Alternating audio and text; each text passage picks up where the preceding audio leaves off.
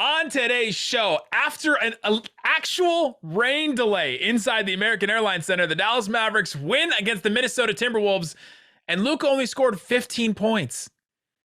How did the Mavs find another way to win a game? We'll talk about that, the antics between Luka and Pat Bev, all kinds of crazy stuff down the stretch. We'll break it all down on tonight's Locked On Mavs. I'm Luka Doncic, and this is Locked On Mavericks podcast. Hey, Dallas Mavericks are NBA champions. Bang! Bang! It's good! And the Mavericks have won the game! If you don't believe, you shouldn't be here. Let it ride. Let it ride. And welcome. You are locked on to the Dallas Mavericks. My name is Nick Angstadt, media member and NBA channel manager for the Locked On Podcast Network. Thanks for making Locked On Mavs your first listen every day. We are free and available on all platforms, including YouTube, where you can follow the show. Help us get to 12,000 subs. Should our goal be 12,000 by the playoffs? I think so. How far are we away? We're like 800 subs away. Ooh, that's a good little chunk. It can be done. That it would can require the listeners to share it, though. And for the 50% of you or whatever that are listening right now that are not subscribed, please subscribe. And joining me, as always, my co-host, writer and contributor at Mavs.com, the Pat Bev Bro, the One More Thing Gang. What you got for me, Isaac Harris? Don't be calling me the Pat Bev Bro. The Pat Bev Believer? Well, shout out to all the people who stayed safe in the storm. Ooh, I was supposed to go to this game, but then I got home after work and was with the fam, and then all the warnings started hitting and tornado warnings and all of that. So there's no way on earth I could have walked out of my house with my kids and wife in the bathtub with your two toddlers and waiting. It's like, see you guys, I'm going to see Luka. Have fun. Couldn't be that big of a jerk, but watched it on the TV. We have the best broadcast crew in the game. Absolutely. With Absolutely. Even Harp's, funny comments. Don't say even Harp. Get out of here with your even Harp. Harp, even his funny comments. Harp is a gem, and I love Harp. Franchise legend. Literally, his jersey is retired. But the ceiling is the roof is leaking. We'll talk about that. I want to talk about the game first, because there's a moment in this game that showed the Mavs can win a game in another way. Ooh, a new way. Because we've seen this Mavs team win all these different games. They've won all these clutch games, and we're just continue to see the Mavs win another way. They won a game with Dwight Powell leading them in scoring. They won a game playing through Dwight Powell at times. He had 22 points. Luka only had 15, and the Mavs won. And it came down to the fourth quarter, right? There's all this kind of back and forth. We'll break down the rest of the game, but Dwight, their leading scorer, fouls out with 3 minutes and 23 seconds left. Mavs call timeout. They're down by 3. They had a 16-point lead at some point in the third quarter. And they put in Luka, Brunson, Dorian, Bullock, and Maxi. Maxi had a really tough offensive game in this one, but they wanted to have those two wings, and they wanted to have Luka and Brunson in there. And then they put those guys back in after the timeout. Dwight had fouled out. They're down by 3. Dorian gets a drive, buzzer beater drive. And he has to just Big put up. Drive. He doesn't make that drive his rookie year. He doesn't make that drive his second year, his third year. He doesn't make that drive his third year. I mean, maybe his fourth year. Like, this guy, that is something that he has developed, right? To be able to be run off the 3-point line and to drive into the paint. He's added that to his game, and it's been awesome. Pat Bev misses a corner 3. Dorian gets the rebound. Then Luka drives on Towns after an ISO. He hits a layup at the buzzer. That was a wild shot he had to throw up with all kinds of English. Then Jalen Noel on the other side. Remember him in the last game against the Wolves? He went absolutely off in the last game. This game, not so much. But he almost had a layup, and it rimmed out. Just complete toilet bowl all the way around the rim and out. That ball was like in, too. Huge rebound by Jalen Brunson, right? Get big, JB. Absolutely. He had 3 rebounds. This one was the biggest one. He gets that board. And then Noel fouls him. And in doing so, it's minute 14 left. The Mavs are up 107 to 103. Kid gets the sub in, Maxi for Brunson. Or no, it's 104 to 103 after that foul. He gets to put in Dinwiddie for Maxi, which is a big like offense defense sub right there. They get to go small, right? They go back small. Luka misses this huge step back. Dorian gets the offensive rebound because Dorian is a great offensive rebounder. Good morning, Isaac. And then Luka drives and kicks back over to Dorian for a three. They're up 107 to 103. So that 2-minute stretch right there in crunch time, in the clutch, when the Mavs were down, they started that after the timeout down by 3. They ended it up by 4. Huge stretch right there. And the Mavs just showed resolve. They showed resilience. They showed that even though Luka couldn't get anything going tonight, he was 5 of 17 from the field, 3 of 11 from 3. It wasn't just Luka bailing them out. So you have that sequence, and then nothing ever happened. But even adding to that, then you had Reggie's big shot in the corner, same spot as Dorian. It was almost like this day. Yeah, that comes 30 seconds later. He hits that 3. They go up 110 to 105. Yeah, and it went back to, I'm like, all right, these same players that for some fans will go back and forth like, oh, these players suck. And then the next game is like, oh, we love Reggie and Dorian when they hit the big shots. It's like, this is what, if the Mavericks, if the outside shooters, if Dorian and Reggie and these guys are hitting the outside shot, they're almost unbeatable, because for sure Luka will be Luka, and Luka can get his buckets. And it's like, it's almost an automatic that these guys will get open shots. They just have to knock them down. They weren't doing it earlier in the game. The Mavericks struggled from 3 most of this game. At one point, they were into 20. Well, they got 14 of 46 from 3 in this game. But when it mattered the most, 2 of those 14 threes was late, and it won them the game. Yeah, when they hit those, like you said, when they hit those threes, they can win games. They were even only 3 of 12 from 3 in the fourth quarter. This Mavericks team, again, the same way that they won that Celtics game the other day, they only won 1 quarter out of this game. The Timberwolves won the first quarter, third quarter, and fourth quarter. The Mavs only won that second quarter, and that was enough for them. That was all they needed to do. Are we concerned about Luka? No, not at all, right? No, because the Philly game on Friday, he had an off game. It's like, he alternated. It's like off game on Friday, and then he had a big time bounce back game against Charlotte. And it's like, I referenced this over the weekend, but after that Friday game in which he shot under 30%, Bobby Karalla tweeted out, he's like, hey, he's only shot under 30% 3 times that season. The Philly game was the 4th time. And 2 of those 3 times, he's came back the next game and put up 40 points. So he's like, all right, he's going to bounce back probably. Well, here's another game. This is the 5th game this season that he shot. Good luck, Houston. Houston on Wednesdays, they're screwed. Yeah. So, he was right at 29%. But the difference was there was help tonight. There were 6 players in double figures, 5 other players outside of Luka in this game that had double figures. That's the type of game what a complete opposite of the Charlotte game. Isaac, do you know that hasn't happened in Mavs history since 1989? To have 6 players score 15 plus points. So Powell had 22, Dinwiddie had 20, Bullock had 18, and then Brunson, Dorian, and Luka all had 15 each. Can you name any of the players from 1989? Well, yeah, I think somebody tweeted it out. Go ahead. Name any of the players.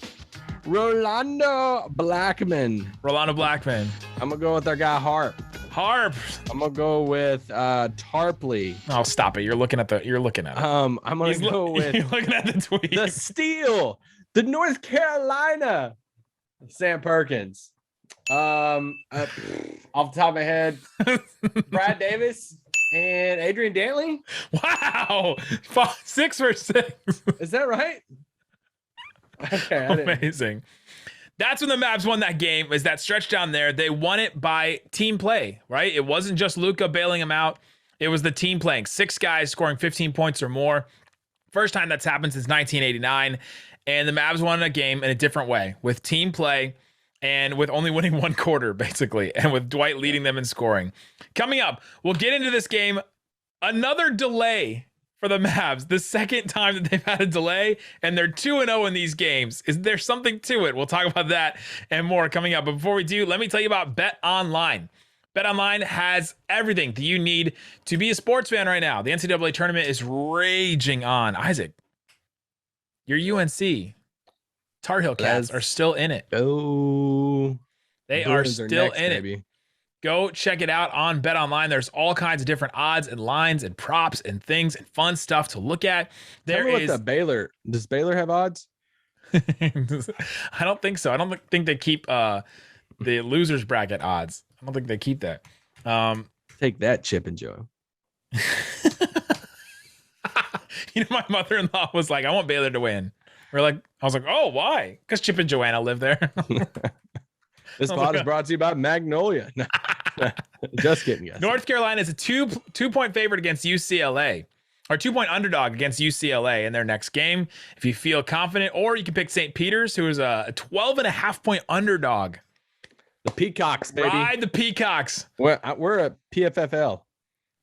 Ride the Peacocks. Go check it out. Bet Online. Head to the website. Use your mobile device today to find all the trends in action. Bet Online. It's where the game starts. Also, want to tell you about the best thing you can do for your body in under 60 seconds. That's Athletic Greens. It's incredible. I've been using it. I've been using it now for a couple weeks, and I feel better. I love the peace of mind of knowing that no matter what I eat that day, I got all the vitamins and all the minerals and things that my body needs. I know I have the probiotic. It's been working my system. It's been working my system. It's been helping me out. And go check out Athletic Greens. The product AG1 is incredible. It has 75 high quality vitamins, minerals, whole food source superfoods, and probiotics in one 8-ounce drink. You just put the powder in a drink. You just shake it up. It's super quick, super easy, and it helps you out. You want me to show you? I have it right here. This is the one I drank today. Shake it up. Look at that. This is the one I drank today. Check it out, Athletic Greens. Use the promo code NBA Network. Go to athleticgreens.com/NBA Network. That's athleticgreens.com/NBA Network to get a free 1-year supply of immune supporting vitamin D, and 5 free travel packs with your first purchase. Athletic Greens. All right, Isaac Harris. Thanks for making Locked On Mavs your first listen. For your next listen, check out the Locked On Now podcast, nightly recaps of every NBA game with analysis from our local experts. It's free and available wherever you get your podcasts. All right, Isaac.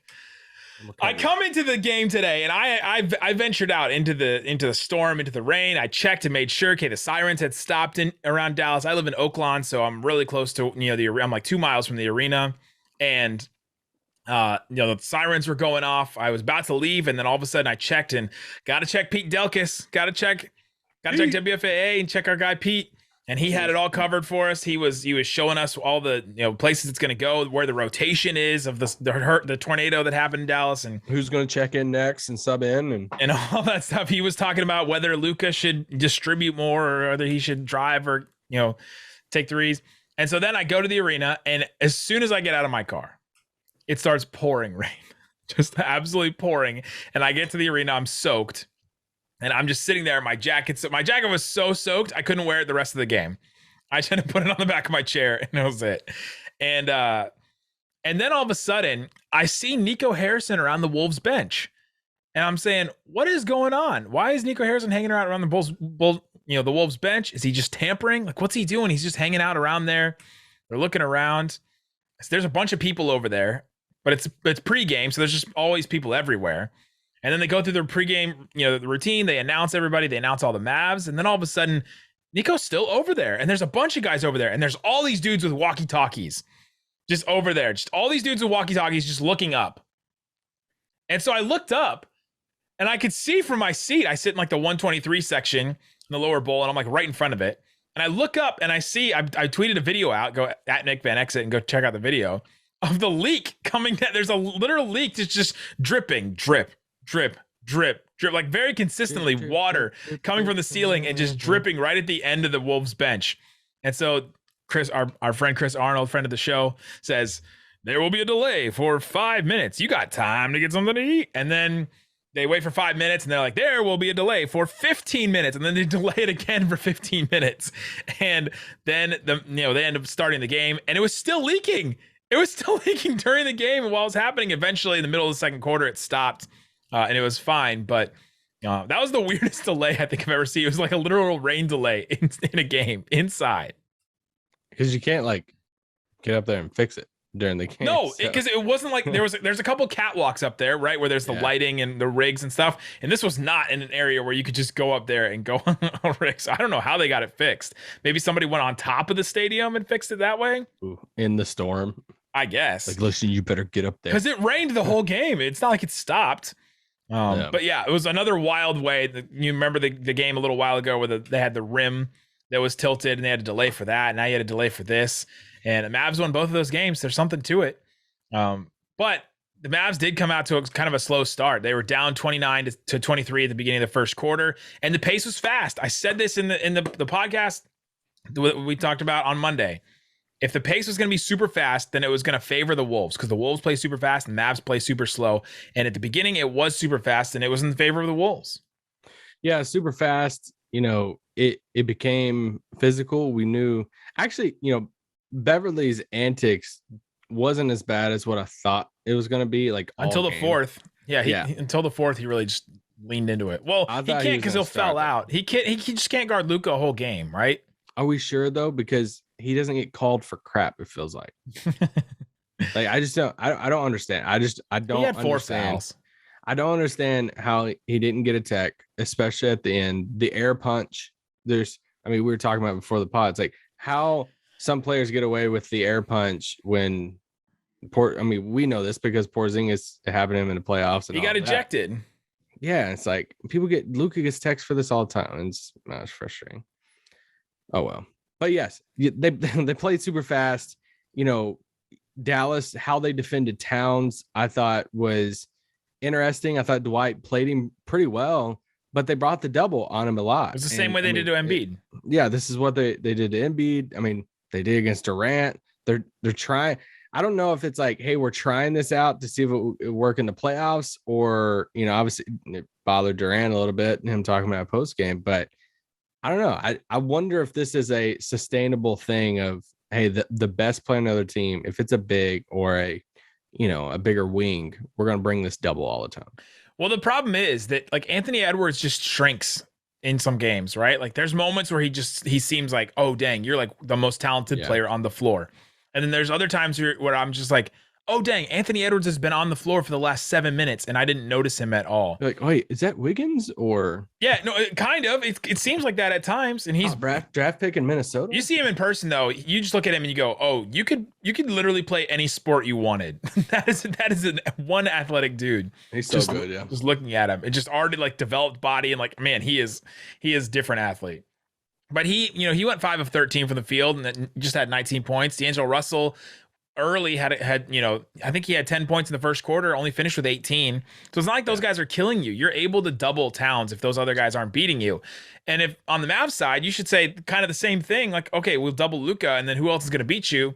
Well, in this game, other guys beat you, right? Dinwiddie had 20 points. Dwight was the one that really beat them off of the double because you would double up, or they would just run a simple pick and roll, and then Cat would have to come up and help because either it's Russell or somebody that's stuck in that pick and roll now. And Dwight got the dunk over. Dwight was 8 of 8. Dwight's not taking jumpers. Dwight's not taking any floaters. He's not taking anything tough. He's just finishing around the rim, and he was the release valve for the double again, and it worked out really well. Yeah, I texted you in the middle of the game, and I made it was one of my notes in the first half is like Dwight was getting the ball in the paint nonstop. A lot. It's like not even just, off the pick and roll as the roll man of, hey, he's just like going through the paint. Like, hey, we're going to get it to him. Not post ups. They were just actively getting him the ball in the paint. And he has gotten a lot better at like not avoiding contact, taking on the contact and ones. Like he's gotten a lot of and ones this year. Yeah. I don't know if you know this or not. Do you know he gets hit in the face or? I think I was the first one to know that he gets hit in the face. There was something defensively that I made a note of from the very beginning that they started the game with Vanderbilt on Luka. And I love Vanderbilt. Like he's one of my favorite, like underrated dudes in the league. But I thought it was interesting. I made a note. I'm like, oh, okay, they're going with length, right? Like they're not going to go with Beverley right off the bat. They'll go with the length, the bigger guy. But it wasn't even like, Edwards. Beverley would have fouled out in the first quarter. But I just thought that was interesting, and Vanderbilt almost fouled out in the first quarter. So. Right. So he was out. He was playing. He played really aggressive too. Like he just came out and he was getting in Luka's grill. He probably heard from Beverley. Beverley was like, "Hey, the thing with Luka is you got to really force him and really get in his grill." And then he was like, "Hey, thanks. I got 3 fouls in the first quarter." Yes. But no, they put Bev on Brunson, and I thought that was key. I was like, okay, maybe they're trying to like take Brunson out and then just like do the whole Luka thing. But Brunson, I thought Brunson had a pretty dang good game. I mean, I think he had the highest plus minus in this game at a plus 18 in a game that, we were just talking about the Charlotte game. And it's like, bro, we need more from you. Like you have to do more in a game like the Charlotte game. And then he comes out tonight. I know he only had 15, but he played a better game tonight than what he played in Charlotte. It was a good little bounce back performance for him. Yeah, he didn't have any assists, only 15 points, but he had 6 of his 10 shots, hit a 3. Went to the line, hit both of his free throws, and he was just solid, right? Like he was just a solid player. You could rely on him to get a couple of big baskets, and that's what you needed. And when he was out there, the Mavs were better. Coming up, there's so much more to get into this game. The Luka, the Pat Bev back and forth stuff. We do not usually talk about the referees in games. That is not something we have tried to do. But I think I think we have to. We'll do it coming up on Locked On Mavs. Before we do, let me tell you about rockauto.com. With the ever-increasing number of makes and models of cars, it's impossible for your local chain auto parts store to stock all the parts you need. Why endure often pointless or seemingly intimidating questioning like, hey, what do you know about your car? Huh? You know this? You know if it's an SE? An SL? An L? You taking an L? Is it a W? You got a Hummer? You got a Hum 1? Give me your number. What's your number? Can I have it? Can I have your number? And then all of a sudden you're like, okay, I don't know. And then the person behind the counter finally figures it out. And then they just order it themselves on their computer. You could have just ordered it on your computer. Go check it out. rockauto.com. They have everything that you need for your car or truck. It's a family business serving do-it-yourselfers for over 20 years. They've been doing this. Why would you want to choose 30%, 50%, even 100% more to get the same parts from somewhere else? Go explore their easy-to-use website today and find the solution to your auto parts needs. Go to rockauto.com right now. See all the parts available for your car or truck, right? Locked On in your How Did You Hear About Us box. And know that we sent you amazing selection, reliably low prices, all the parts your car will ever need. rockauto.com. All right, Isaac Harris. This game had so much in it. I think you and I could probably go an hour on this game. This game had so much in it. We talked about Brunson. We talked about how Luka, struggled at times in this game. 15 points. He had 8 turnovers in this game, and 4 of them in the first quarter. It was rough in the first quarter. He just didn't have it going. Didn't score a point. His first points were with 5 minutes and 11 seconds to go in the first half. Second quarter, yeah. Brutal start for him. But they stayed in it the whole game. It's like that was so encouraging. It was, and it was because of Spencer Dinwiddie. Like, honestly. Oh my God, love this guy. Spencer Dinwiddie and Brunson allowed them to stay in these games when Luka is off the court. It's just that we're just going to keep repeating it because he can get his own basket. He only went 1 of 6 from 3, but 7 of 12 from inside, which means he went 6 of 6 from inside, right? So he hit all of his shots inside the arc. And he had 8 boards, 3 assists. Didn't have any turnovers, 20 points. That's incredible production off the bench. Yes, I'm trying to look up a stat from Dinwiddie as you were talking. It made me think about it. So Dinwiddie has attempted 68 free throws this season, not including tonight. So how many free throws did he shoot tonight? 8? He shot 6. So 5. He went 5 of 6. Okay, so he shot 74 free throws this season. He has shot more free throws this season than Maxi, than Reggie Bullock, than Josh Green, Ntilikina, Trey Burke, and pretty much the rest of the team. How close is he to Brunson? Brunson's he's way up there. He's at 169. Okay, but nice. he's very close to Dorian though. A guy who has played a ton of. I mean, look, he's less than 10 away from Dorian. Dorian's played 2,286 minutes for the Mavs this season. Dinwiddie's played 408, and he's almost equaled him with free throw attempts. Now, obviously, they play two different styles, but I say all that to say what a difference it is to have somebody that can drive and get to the line. And there were multiple times tonight that he is so good at drawing contact. He gets mad at himself because he doesn't convert the and ones at the rate that he wants to. He had like two opportunities this game where he could have. But he's so big. And he's so crafty and he's so smart when he drives that he knows how to draw the contact and get the foul. And it adds, I feel like we're a broken record with this. He just adds a whole different dynamic to this team of having a guy who can drive to the basket and draw the foul and get to the line. It's changed this team. There are games when, like that Philly game was a Brunson game, because you have to hit in the mid-range. You have to hit those little mid-range shots, the stuff around the post, because you can't drive to the basket because Embiid is there, right? The Utah games are kind of like that too. You can't just drive to the basket. But this was a Dinwiddie game, right? This is a game that even at the beginning of the game, the first quarter, I noticed that they're kind of weak inside. If it's, especially if Vanderbilt is out, and if it's just Towns, like you can get around Towns and you can beat him to the rim. He's not going to recover the same way that Gobert or Embiid or one of those guys can. And I thought their best rim protector was Naz Reid. Like Naz Reid, yeah. I kind of like him. Yeah, Naz Reid I thought had some really good plays inside, but they only played him 10 minutes, and it was just all Towns. And so when you can get past Towns, you can get to the rim, and so Dinwiddie took advantage of it. Can we give a shout out to the stretch of basketball in which they were running the whole offense to Taurean Prince? It was a very weird situation where at halftime, Taurean Prince was the leading scorer of the Wolves, and Dwight Powell was the leading scorer of the Mavs. And they were literally running the offense through both of those players. Like they were legit running it through Taurean Prince. I'm like, shout out to Baylor. What are you eating? Ice, get off. It's not peaches.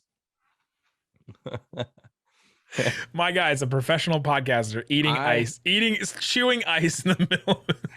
I tried to take a drink and ice just happened to fall out of my cup. And what was I supposed to do? You only spit it back? What was in the cup? Was it milk? I don't put ice in my milk, by the way. Can we just pour one out for Maxi? This guy's with ice or without ice? I'm about to pour this thing through the screen on you. I know where you live. Some people are so annoyed, and some people think this is hilarious. Somebody already turned this off. It's amazing. Listen, Rays. Yeah, no, there's so many shots. I mean, like Maxi is trying. He's really trying. And after the weekend where he actually shot 50% from three, he goes 0 for 6 in this game. He had 3 assists. He had 5 boards. He had a block. His defense was necessary in this game, but on offense, it's rough. It's just rough right now. There's going to be a game between now and the end of the year. He's going to hit 4 or 5 threes in a game. Yes. And everybody's going to freak out. Like I hope it's a playoff game. The bench is going to freak out. Like Jason Kidd was asked, I think it was Cato asked him after the game about Maxi. And he was like, hey, I'm happy that he keeps on shooting. And he even said it then. He's like, whenever he does hit, I'm excited for how the teammates are going to react and everything. He's going to, be the Bally sports guy after the game. Yep. He's going to talk to us media and he's going to talk about just pushing through because he's in such a funk right now offensively. I just feel for him. And he's such a better, he's a better 3-point shooter than this, right? I think that it's the same thing we did with Bullock at the beginning of the season. Like, guys, Bullock is not a 20% 3-point shooter. In his career, he's been 40%. And Maxi has been a really, really good 3-point shooter. Like he, at certain points last year, he was shooting 50% from 3. He was just absolutely on fire. And now, I mean, even with the stretch that he's been on, he's still shooting 34%, which shows how well he was shooting at the beginning of the season. But after the game, Dorian mentioned it too. He said, I can't wait for Maxi to catch on fire. And I think he will. And that's going to be a really big moment for the Mavs. And hopefully it's during a playoff game or a big moment or something like that. Yeah, because they just have to play him. Like, I think I mentioned they do. They don't have any choice. There's no other choice because he just provides that. He's going to be in their closing lineup probably because he can defend, he can switch, and all of that. I do think there was a moment tonight that I was sitting there saying, go small. Just go extra small. Put Dorian at the 5. Was it the 30 seconds that Jason Kidd decided to go small? Wasn't the 30 seconds. But I was just telling myself a few times, I'm like, put Dorian at the 5 and dare them to post up Towns on Dorian. Yep. It's like, I would almost just like take that and trap and do whatever over just the funk that Maxi was in. But yeah, it's fine. It's not fine, but I'm like, I think he'll get past it. And Marquise Chris is not the answer because I saw a couple people clamoring for him to play. I don't know why he was. I mean, he played Towns great, earlier in the season. We agreed though yesterday that we said he's probably not going to play. They're probably going to go smaller, and decide not to play him for whatever reason. But it'd be interesting to see. It wasn't an injury thing. He got a DNP-CD in this game, so